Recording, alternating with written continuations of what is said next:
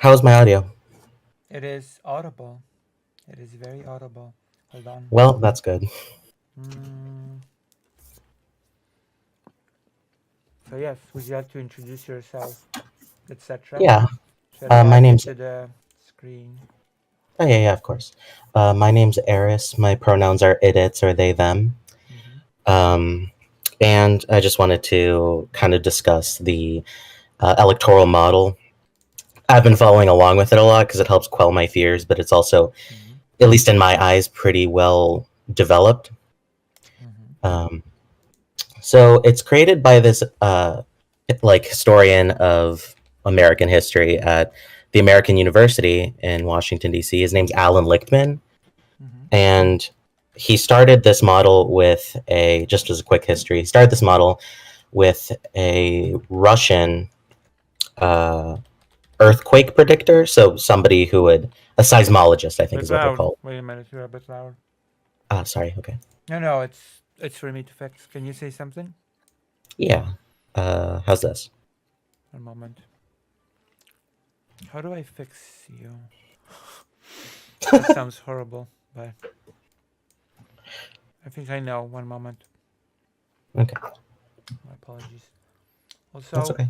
I'm always skeptical about a single person being able to sort of supposedly predict stuff like that. Does that make Yeah, no, sense? that's definitely fair. I'm also, skeptical each election, especially this one, whether or not it'll hold up. But it's like a public's. He put it out like an actual set of keys that he calls them, Mm-hmm. based on electoral history. So there's 13 of them, and they either turn. Okay, let me think of how to describe this. So there's 13 of these keys, and Mm-hmm. they're all based most of them anyway are based on on how well the White House party does. So the current White House party would be the Democrats. Mm-hmm. Um, it's based on their performance, and also their candidate only mildly factors in. Mm-hmm. But I'll just read out what the keys are.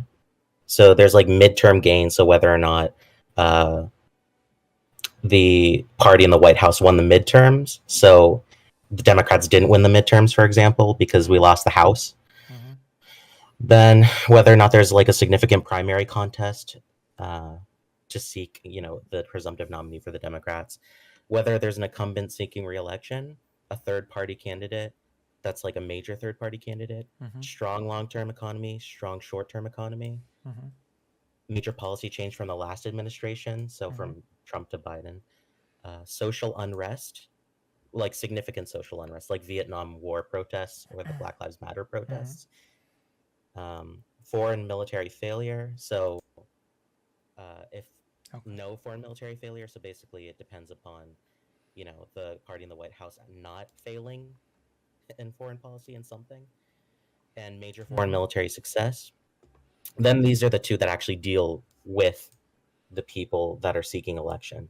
So Mm-hmm. there's a charismatic incumbent, which Biden is not, and then there's uncharismatic challenger, which Trump is not. And the way he explained it is that charisma is something that needs to be a bipartisan viewed sort of thing. So, for instance, Obama in 2008 was a widely charismatic candidate. There's some Obama Although Republicans, some would and claim that the Trump has a form of charisma, no? he definitely has a form of charisma, but it's not like a bipartisan form of charisma that appeals to a wide audience. It only appeals to a small audience, which is, of course, his own audience, the Republicans, but it does not appeal Well, to but it's Democrats. also not exactly a small audience since he has a chance to win. Well, no, He's it's doing not pretty well small, in the but it's not polls. like, but there's no like, for instance, there were Reagan And Democrats. remember, There's no Trump Democrats. some of his rhetoric actually does reach just not his voter base. For example, immigration thing. That's I think that's basically not just his cycle fans are sort of have this base fear of people from the outside going in and I don't know doing bad things. That's a pretty basic base fear that people sort of that populist movements all over Europe take advantage of successfully. Yeah, that's definitely true. For the sake of the keys, that doesn't actually factor into like personal charisma. And this is some of the um, I'd say criticism he gets is Mhm. that especially those last two keys are subjective to some extent. So who views who as charismatic? Like, would we view Trump as a widely charismatic candidate, or would we not?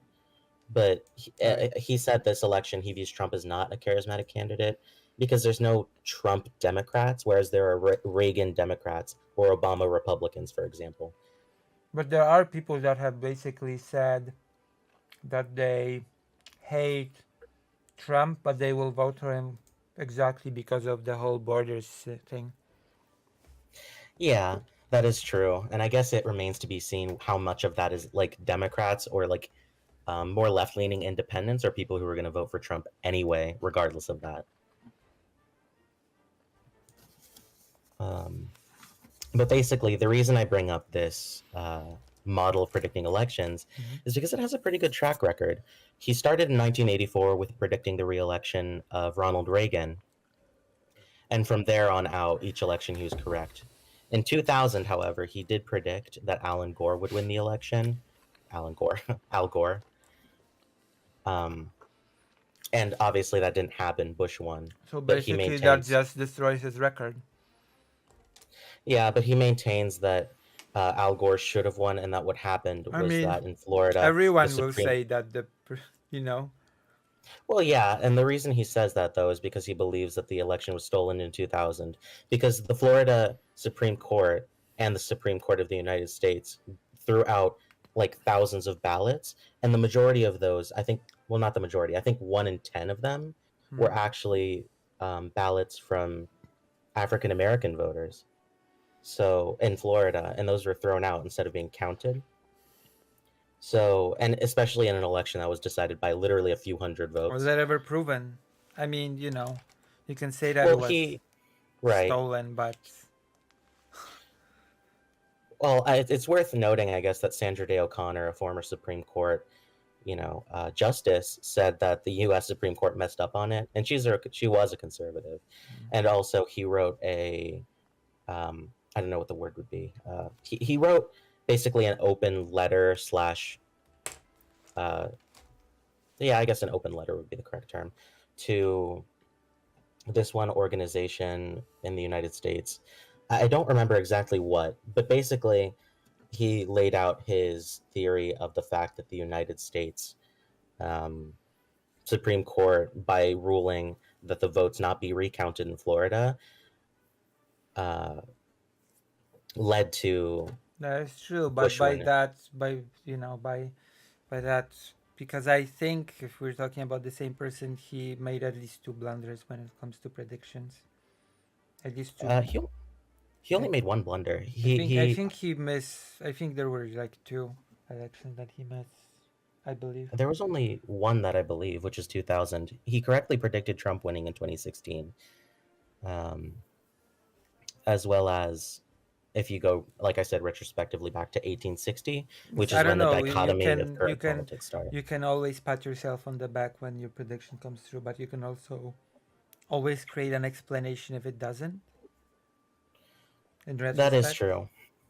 I mean, Nate Silver did the same thing in 2016 whenever he predicted, 80% Hillary would win, 20% Trump would win. And then when Trump won, he said, see, I told you there was a 20%. So, they're like yeah, you can never be wrong, but you can never be right. yeah.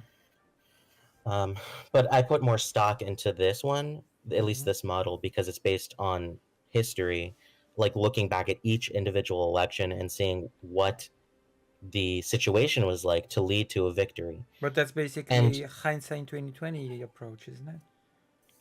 it is a hindsight 2020 approach from definitely 1860 to 1980, because, he can just say, well, yeah, the keys went well for these ones. Because he didn't predict those ones because those were before his election model. But from 84 to 2020, besides Like 2000. what keys decided that Hillary won the popular vote, but the electoral college voted for Trump.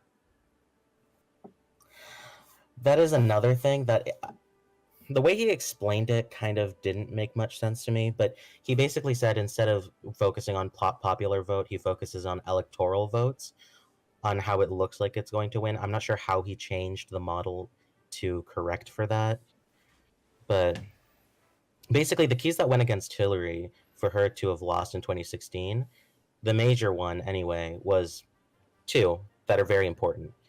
No primary contest because Bernie Sanders was a significant primary rival, and an incumbent seeking reelection because there was no incumbent seeking reelection. And historically, whenever the White House party is trying to run for reelection, but there's no incumbent seeking reelection, they lose. So that's just that's. I mean, that's you know that Yeah, means so, nothing.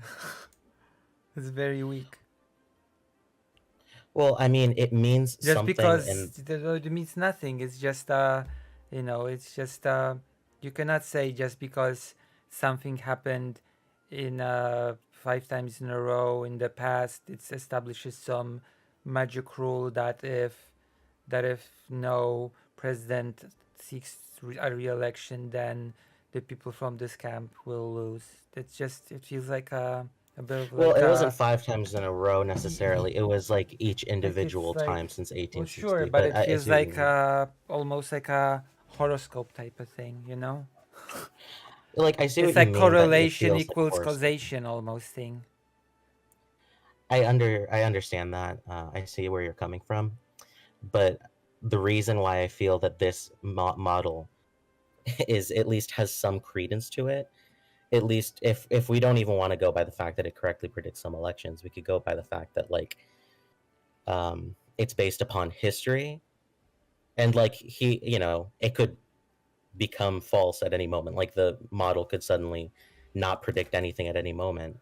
But I think it's just worth looking at that. Even if we don't take like stock into this predicting anything, we Hmm. can still take stock in the fact that historically I don't these know. specific I feel like like we these should specific be. things. Go ahead. I think we should be predicting things more on like the specific candidates, what they have to sort of offer, how they present themselves, rather than the Well, candidate it's from based. this camp in the past did this well. Oh, So that's not how it works. Actually, I must have explained it incorrectly. It is based upon the performance of the current White House party. That's just how the keys were developed. But the keys themselves, as they work now, are based on how the White like House how do party the keys and fit into like a presidential candidate that's basically anti-democracy and sort of created a cult of personality around himself? yeah, that's the thing. They don't. So we have no idea whether or not this will have, you know, hold up in 2024, or whether the keys break because of such an unprecedented scenario. But my point in all of this basically is that there's still some stock in having somebody like an incumbent specifically run for reelection, Hmm. which would be Biden, or if he were to step down, Kamala would then be an incumbent, or no primary contest, because a primary contest splits the party between camps. Hmm. So that's kind of what I was trying to get at here, which is that It can the split it, but Democrats, it can also bolster it. That's also a thing. well, historically, each time there has been a primary contest, uh, it has split the party. So, for instance, in 2016, the party was heavily split between Hillary Clinton and Bernie Sanders. Didn't he just give her all of his sort of support? He supported her, but that doesn't mean that his, supporters supported her. A lot of them didn't, and that was actually a big anger, sort of, that liberals had versus leftists, and vice But versa in that didn't 2016. matter. That ended up being insignificant. She won the popular vote. She won the popular vote, but she lost the electoral vote in key swing states. So she lost the But the popular vote in those key electoral swing vote, states. does it really did the context really affect the electoral college? Like what were the members of the electoral college like? Oh, we were so for Bernie Sanders, but not for Hillary. I don't think that's how that worked. Well, it could be, for instance, in swing states that certain people who wanted Bernie, like especially young people who wanted Bernie to be the front runner, wouldn't But vote do the in young Minnesota, people are the Wisconsin. young people in the electoral college? I'm sorry? Are these young people members of the electoral college? Members of the Electoral College are chosen based upon who wins the popular vote in a state. So if Trump wins the popular vote, say in Pennsylvania, then all the electoral votes go to him. And that's how those electors are chosen.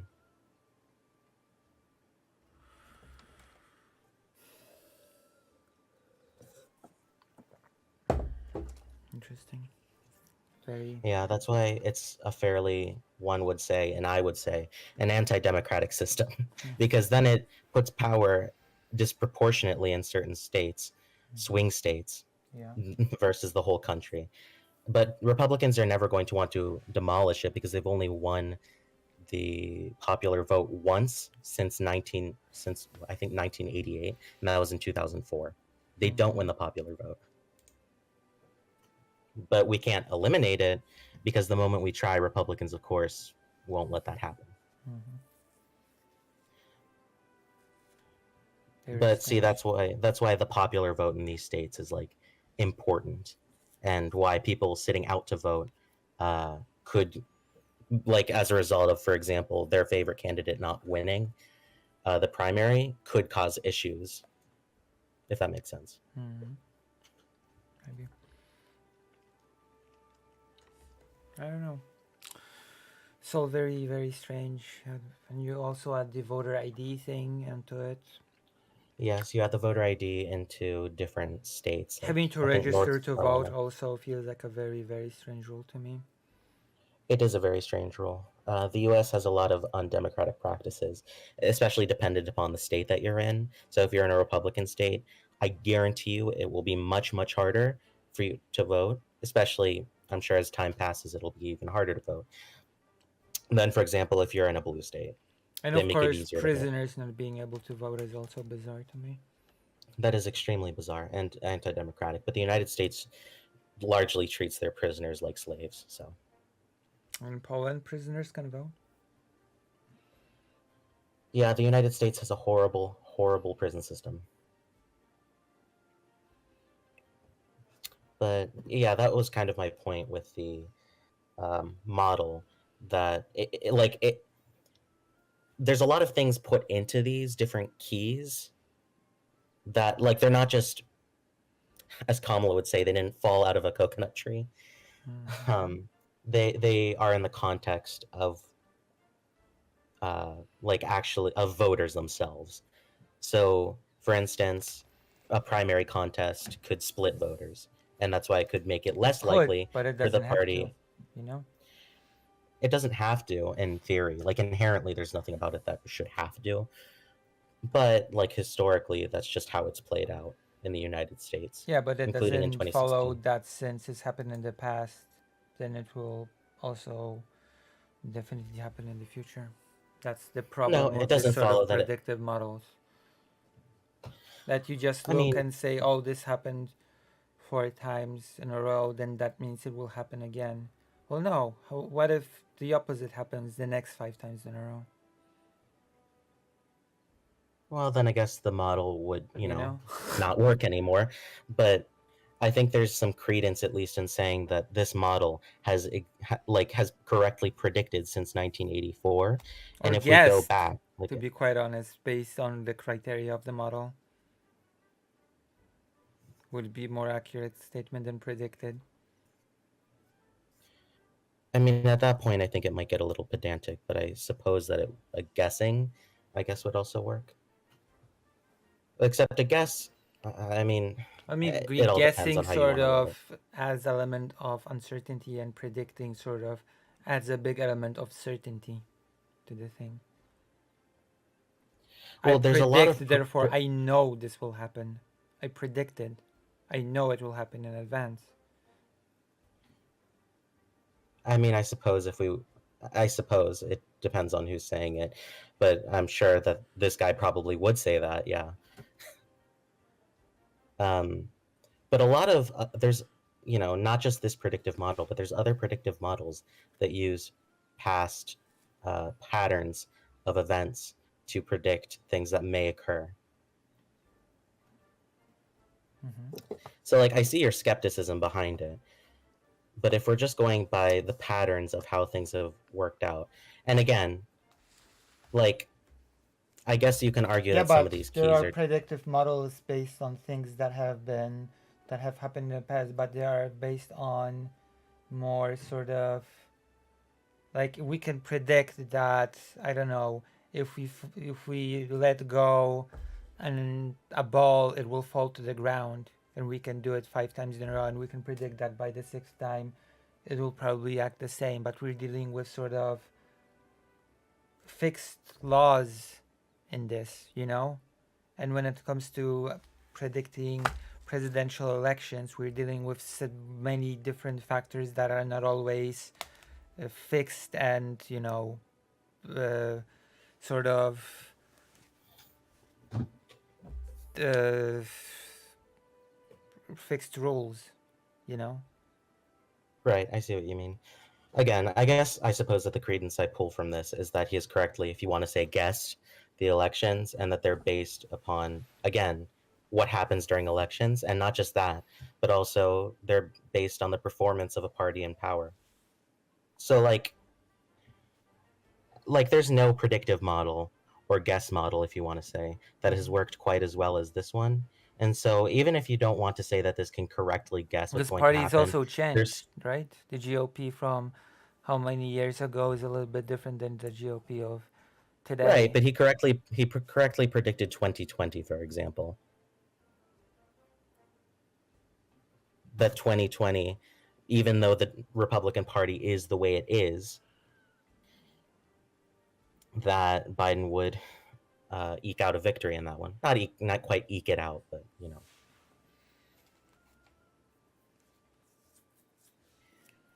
And even if you want to say that this can't predict, like even if we want to say this can't really predict something, it's still worth noting that these things have strong correlations to a party's strength. So, like whether or Mm-hmm. not the economy is strong, for example, Mm-hmm.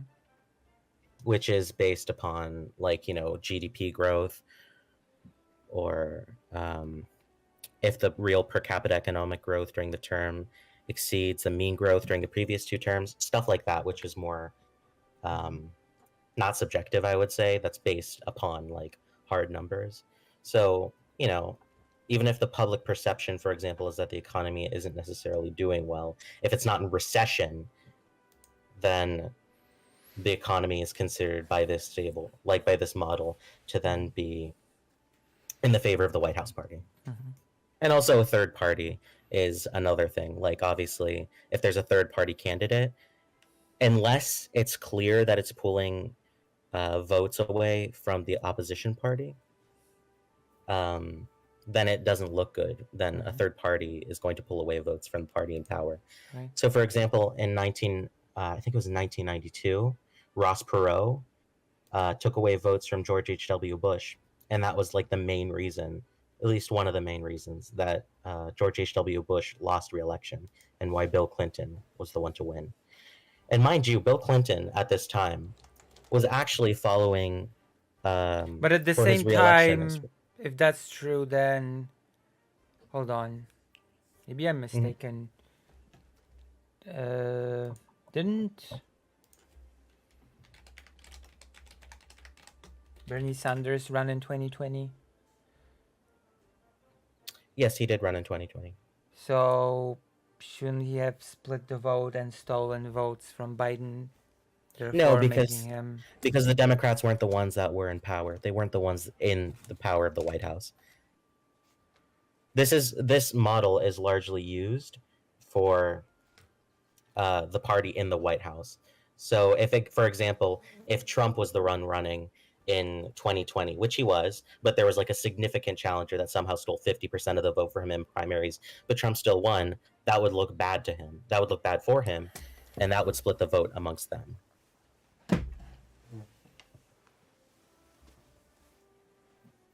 But yeah, Bernie did run in 2020.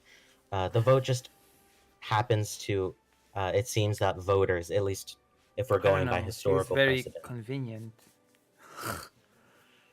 well, I'm not sure if I would say it's convenient as much as it is that it just manifests differently. So, for example, like a primary contest when there's an incumbent running, is different than a primary contest for the party that's out of power.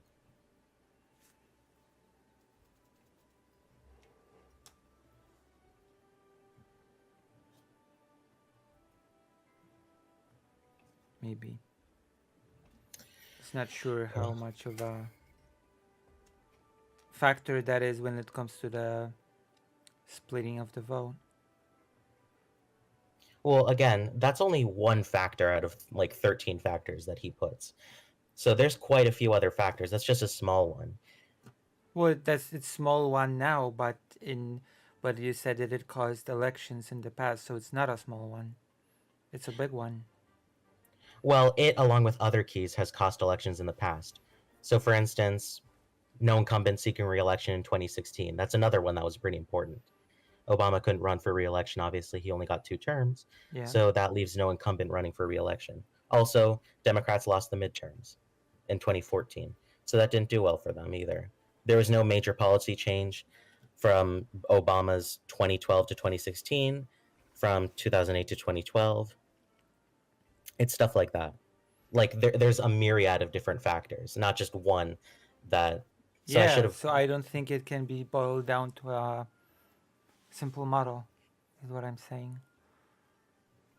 Well, this model takes into. It's not so simple in that it takes into account 13 Whole different. 13, I don't think like that's enough, to be honest. There are Maybe, many factors when it comes to these things. maybe, but again, something I should point out is that hidden behind each key is those different factors encompassing it, if that makes sense. So, for example, no third party.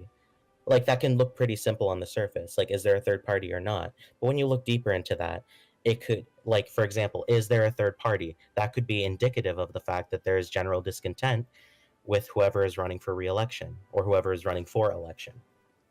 So, for example, Ross Perot in 1992, his election campaign doing so well, even though he didn't win electoral votes, he still took a lot of popular vote. That has largely to do with the fact that there was general discontent with George H.W. Bush in general. So, like, these keys look simple on the surface because they're just they're meant to be that way to be easily digestible. But if you want, you can expand them into meaning like, okay, this is the way that it is for this reason, and this can cause this, Yeah, but if at that that makes point sense. it becomes analysis and not prediction. Well, analysis, I think, is a very important part in prediction. Analysis of the past, analysis of patterns to predict. Yeah, but you just cannot claim to be able to predict something with 100% certainty. Well, no, you can't obviously predict anything with 100% certainty. There's always a I chance mean, that you this model can fails. predict some things with 100% certainty. As I've said, Well, if you yeah, drop a but ball, like it will there's 100% fall due to gravity. There will be no exceptions to that. right, but this is a different kind of model because this is a historical model, whereas that is a model based off of fixed laws of physics. Yeah, but history does not dictate. That's the whole thing. That's a very fundamental misunderstanding of history. History is not a thing that dictates what will happen in the future. History is a thing that explains what brought us to now. Right, I see what you mean, and I would agree. But the thing is That that is not the these, function of history to sort of tell us what will happen. I agree. But the thing is that these keys don't necessarily, while they're based on history, yes, they don't necessarily function by looking at the history.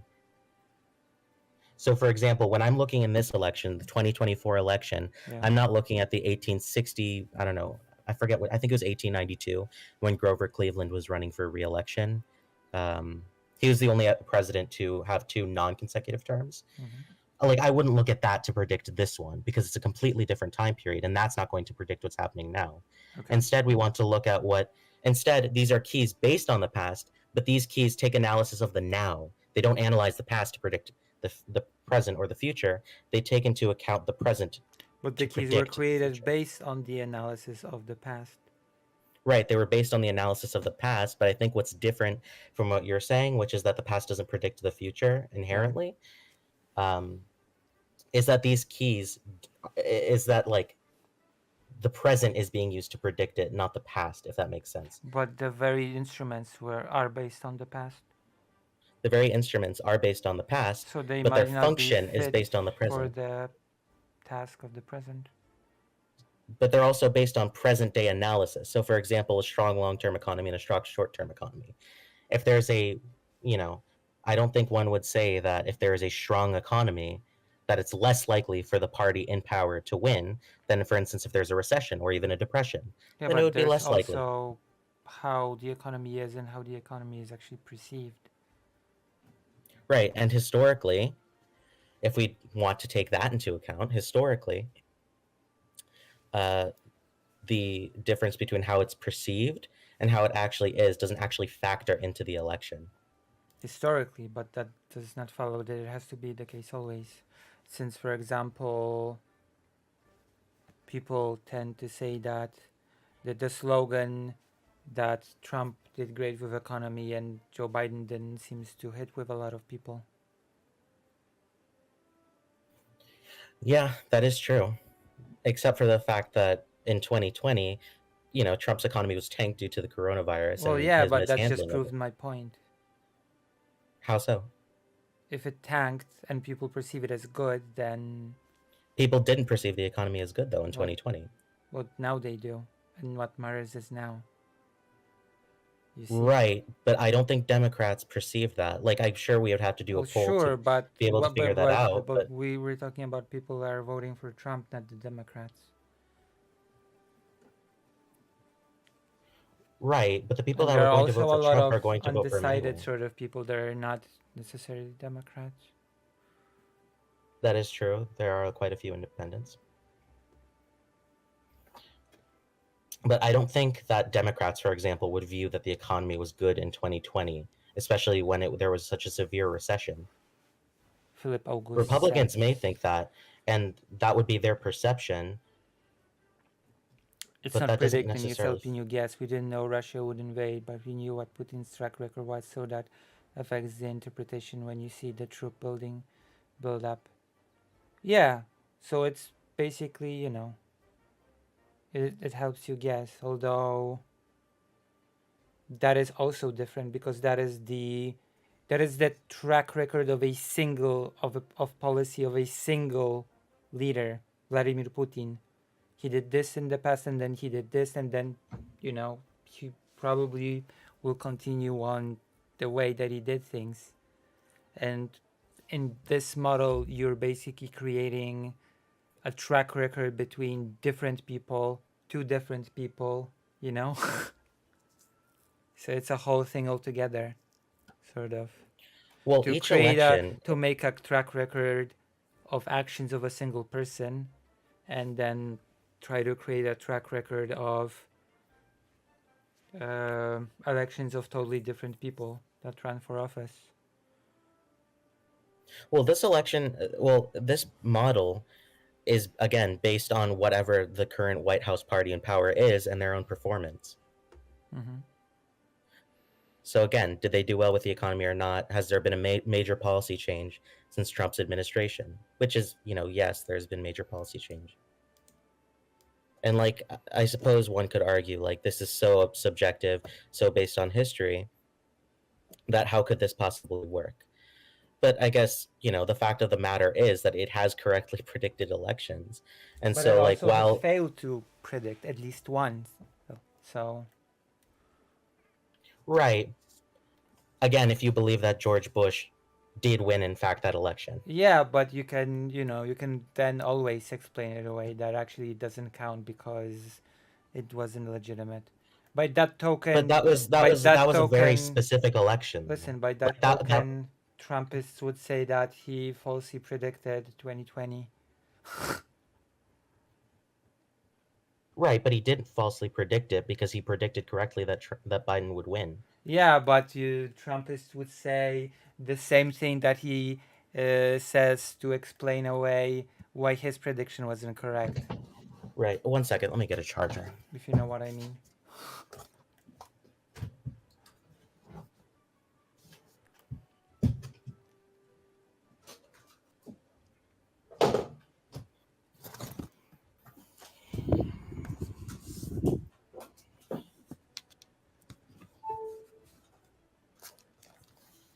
Right, I understand what you mean in that case, but also a lot of Republicans are separated from reality in a very fundamental way. So I'm not sure that that should be viewed in any like major or important Sure, but way. is it like an established fact that that election was illegitimate, that the person incorrectly predicted? What do you mean? Is it an Like 2000 established, specifically? yeah, is it an established fact that it was actually that the candidate 100% should have won and that it was quote unquote stolen? Or is it that, or is only the person doing the predicting saying that? Because that's a No, it's pretty, actually it's no, it's actually a very large scandal in the United States history that in 2000 Al Gore should have won had it not been for the Supreme well, Court's yeah, it's a intervention scandal, and but not recounting. it being a scandal does not make it fact. Something being a scandal does not make it fact.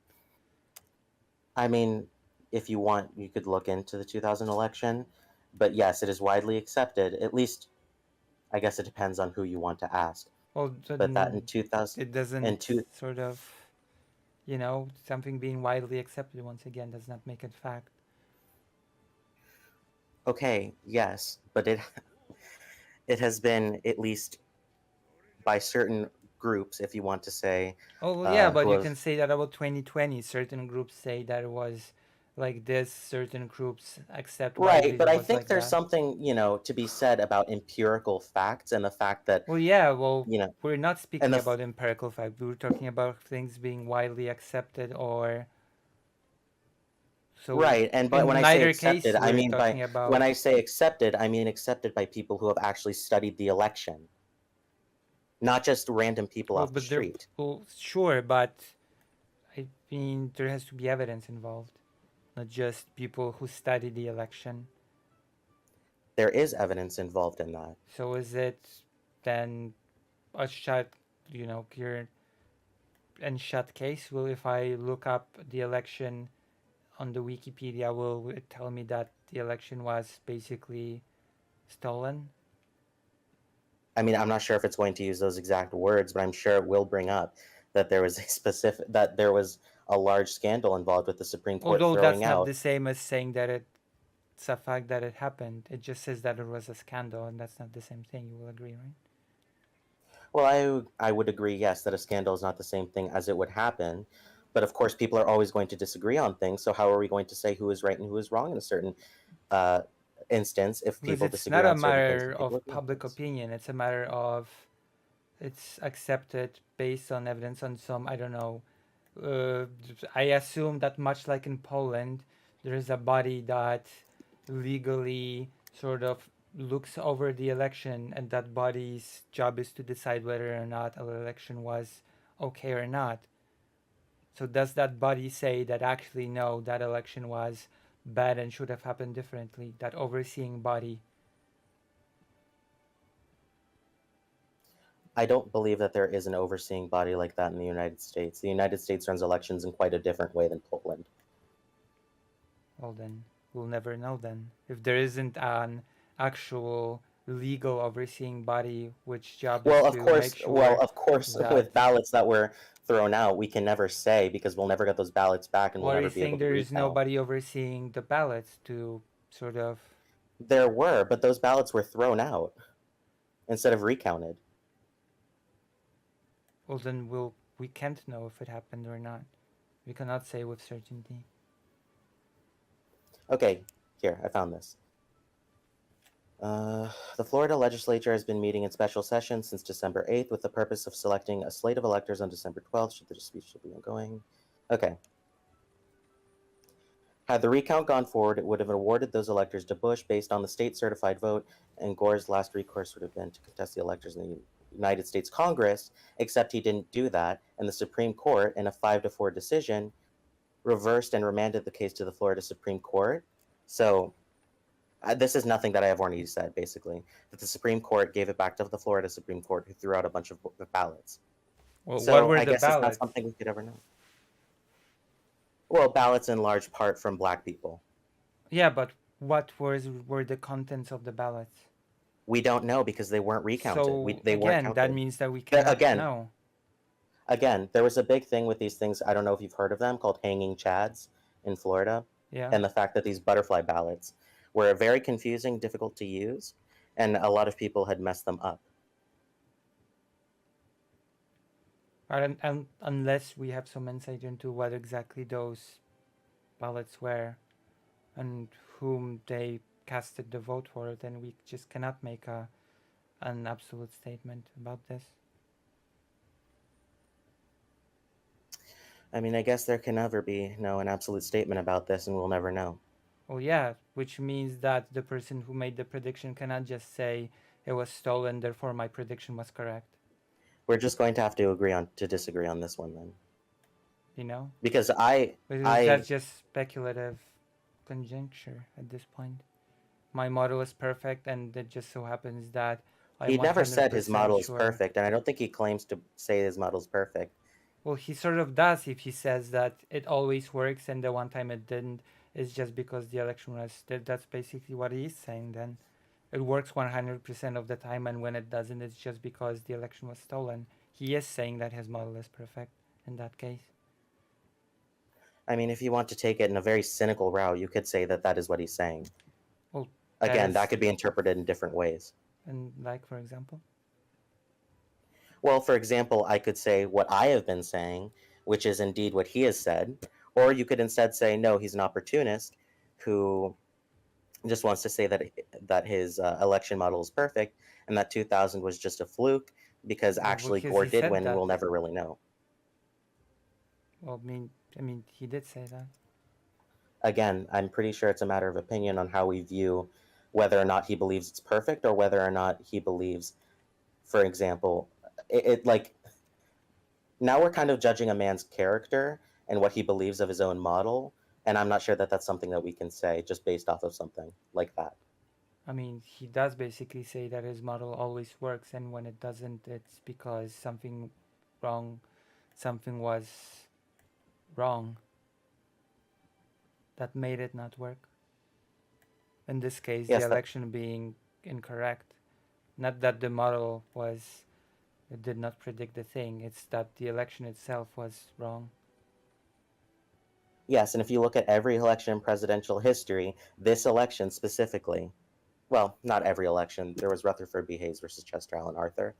But if you look at this election specifically in 2000, this was an election quite unlike any other in that there were literally just a few hundred votes in Florida that predicted that would have caused Gore to win that were thrown out. This election You're is very unbiased. different You from should other believe me. elections. I don't know. A pretty high standard of evidence.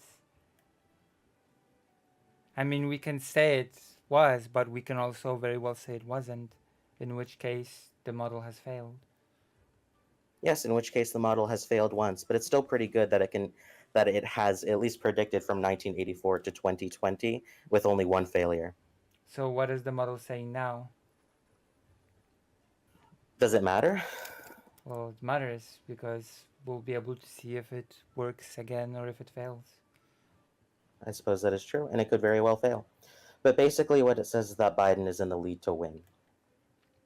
Oh, And the I, reason is, I, I certainly would hope that the model prevails in that case. well, I would certainly I'm hope not so gonna too. be I'm not gonna be rooting for the model to fail. I'll be pretty sad if it failed in this case. I would also be quite sad if it failed. This would be But if, an effective counter argument if you could argue that this guy just chose to say this election is rigged in order to make their model look good. I'm not sure if he'll say that if Biden will lose. I doubt he'll say that. if Biden Because were at to least in lose, that 2000, there's grounds to claim that. Even if it's not 100%, there's at least grounds. There's at least arguments that can be made on both sides, right, sort of. So at least right, again, he. unless this election is based on a 0.0009% difference in one state, which is highly unlikely, it will be extremely difficult to argue that it was a stolen election. Yeah, it's just no. I don't think there'd be any ground for that. No, I don't think so either. Although then again, I'm not sure if this model and the keys take into account that our president is so old that when they debate, they feel like they're struggling to even speak. I'm not sure if it takes that into account. I'm not sure that it takes that into account either, and that's actually a worry of mine, is that he views it as not being a scandal, whereas I view it as being a scandal, because it seems to me that it's quite a bit of a scandal when so many Democrats and people are saying that this guy can barely function. Right. Like, I would personally say that. Which is why, in my opinion, and I'm not sure how likely this is to happen, it would probably be best if Biden were to step down and Kamala were to be the one running for The re-election. question, because it's always like also like this. Uh, I don't know. It's tough because there's a logical component. Logically speaking, maybe he should step down, but But what if also, people just there's the perceive it as, oh, of just weakness or wishy something. washy with their candidates? They're just switching Biden last, you know, and Trump's here from beginning to end, you know. That's, yeah, I understand. So, I suppose it depends on how the public views, This sort if of Biden were to step action, down, yeah, how they would view that action. Would they view it as being like, oh, finally, thank God he stepped down, or would they view it as this man is weak and wishy washy? Like, who knows? yeah, And I guess in the end, we can't say how the electoral, base in the United States as a whole is going to vote until the election itself. true, true. And I hope, for everybody's sake, not just people in the United States, that Donald Trump does not win. Yeah, not yeah for the people of the world, Yes. basically. Especially when he's basically said he would let Putin do whatever he wanted. Yeah, and That that he's spells already trouble. creating a tier list for NATO countries. Which Yes, countries will yes. be under the Article 5? Yeah, it's quite depressing that anybody would vote for him, but I suppose that's the state of American politics at this moment. Yeah, too old for Anyway, them. All I right, don't want to keep you any longer than I've kept you. Thank all you for right. listening to me. Thank you for being here, Of course. and I'll see you. I will see you. Have a good one. Bye bye. Thank you. All right, I'm gonna turn the guest off. We still have a video to finish. My goodness. So how did that go? Conversation about models. Did I do well in this blood sports debate? Did I win against my viewer? Did I win the debate? Did I destroy my enemy? My opponent?